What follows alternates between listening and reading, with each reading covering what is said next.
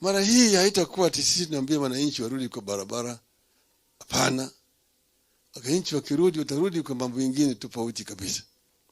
Sitaki kusema wakati huu, manake nitakuwa mimi nimetoa maneno mapema. Lakini wakati huu watu wetu wanasongea na wale watu pande ile nyingine. Lakini na nimeambia wa Kenya kwa kimombo naweza kusema watch this space.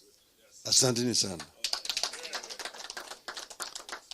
Mwisho kabisa sasa. This assessment has been done and we have done the rating on the basis of the information you have received here. Our scorecard for this regime is 30%. That is D-.